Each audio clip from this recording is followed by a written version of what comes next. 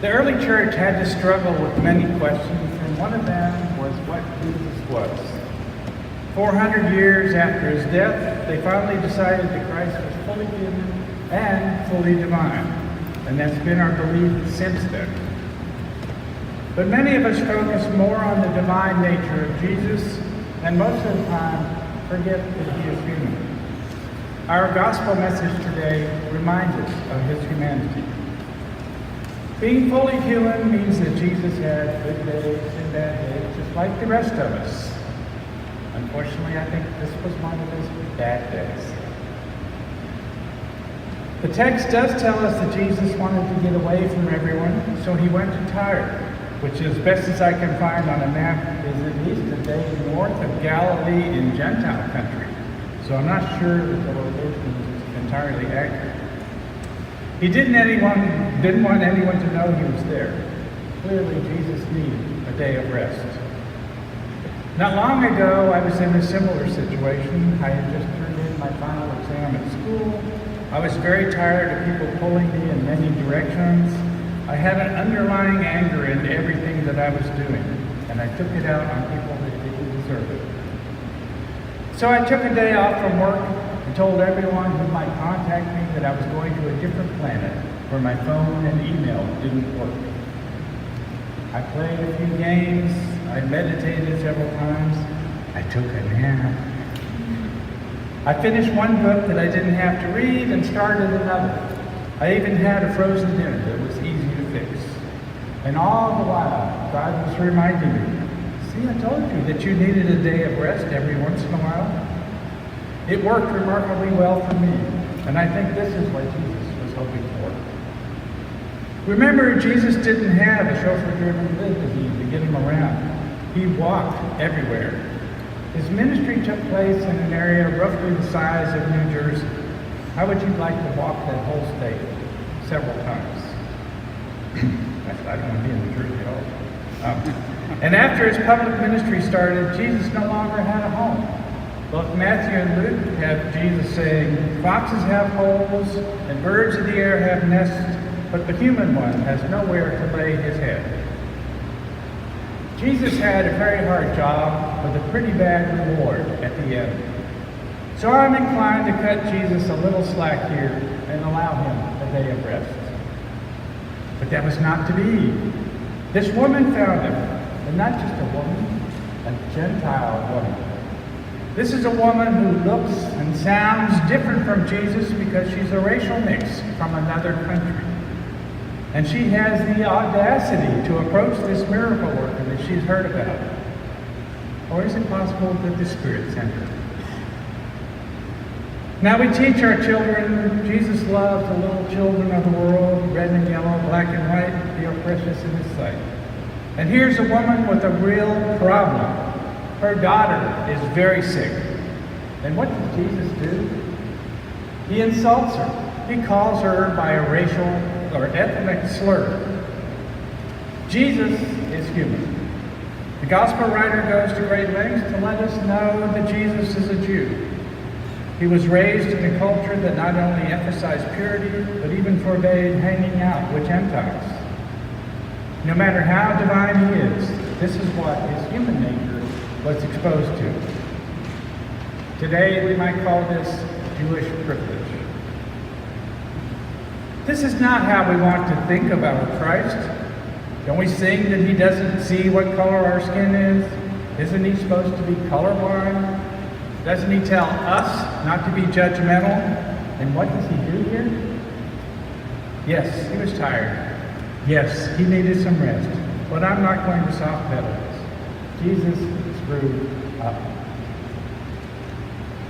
But the woman can't give up. She tells him the reality of her life, just like we women have to do with men. Just like African Americans have to do with us whites. Just like we LGBTQ folks have to do with straights and still have to do with much of the church. Minorities must have the audacity to approach the majority. Minorities have to tell the majority what their reality is. The majority cannot have a real picture of that reality unless the minority tries to explain it. This takes time and effort. This involves risk, especially for the minority. The majority I mentioned didn't react immediately to the stories being related by the minorities. Well, a few did. Then a few more. Eventually, enough allies developed that laws got changed, or the courts were forced to act. Unlike the majority I mentioned, Jesus reacts differently. Jesus listens.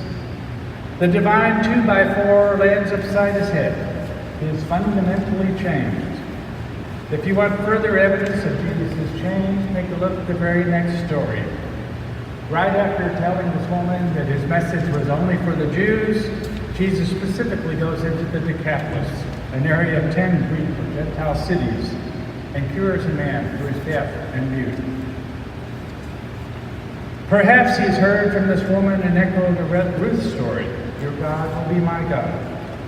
Or perhaps he realizes, like Paul, that she is a letter from God, a wake-up call.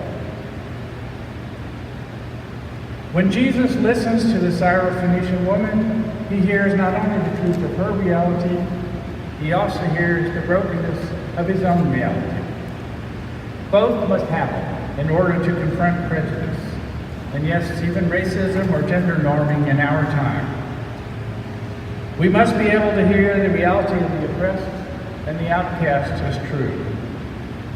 It can be really difficult for those who are members of a privileged race or gender to accept an alternate reality without qualification, to listen without interrupting, and to hear without trying to fit their experiences into the majority cultural models that are within all of us. We must also be able to hear the brokenness of our own reality and of our own narratives. We must hear our own incompleteness. Well-known Quaker author and sociologist Parker Palmer puts it this way: we share responsibility for creating the external world by projecting either a spirit of light or a spirit of shadow on that which is other than us, either a spirit of hope or a spirit of despair, either an inner confidence in wholeness and integration or inner terror about life being diseased and ultimately terminal.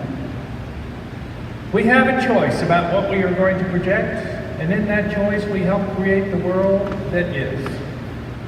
In other words, we may not have had a hand in breaking the world around us, but we can definitely have a hand in fixing it. This is hard. This is uncomfortable. We come face to face with the oppression that our majority culture has imposed on us. It forces us to stare our own prejudice in the eye. This passage offers us a powerful story about standing against oppression, but it also gives us a simple tool. Listen to the other reality. Be open to the other. You just might change. If you've never read Paul's letter to the Galatians, I highly recommend it. It was a lifesaver for me, and it's pretty short. As many of you were baptized into Christ and clothed yourself with Christ, there is no longer Jew or Greek, there is no longer slave or free, there is no longer male and female, for you are all one in Christ Jesus. Back in Paul's time, the person was being baptized was naked. When they came up out of the water, they were wrapped in a clean white robe. Paul tells us that's putting on Christ, or being wrapped in the divine. Since I was only baptized 7 years ago, I'm glad we don't do this anymore. But that simple act takes away all ethnic and racial differences. It takes away all economic differences. It even takes away gender differences. In Christ, we are all the same. If we discriminate against someone else, we discriminate against ourselves and Christ. The next time you get to see a baptism, I want you to listen to the liturgy, but not for what you hear. I want you to listen to what you don't hear. We will not ask what color of skin the person has. We do not ask what nation her parents came from. We do not ask what sexual orientation they might have. We won't even ask if he will ever commit a crime. We simply ask if the person or their parents believes in God, Christ, and the Spirit. And then the pastor will ask the rest of us to stand ready to support the person in their growth, both physically and spiritually. My great hope is that we can honestly do that.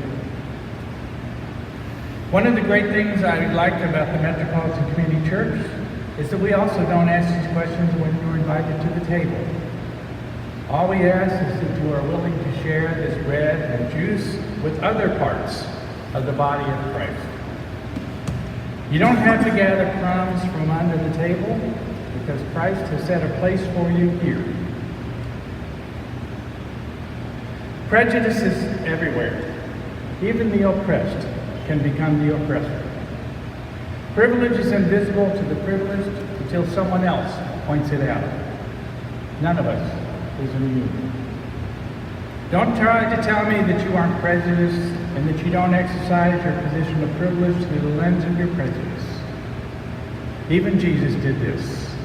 Is the student greater than the master? Amen.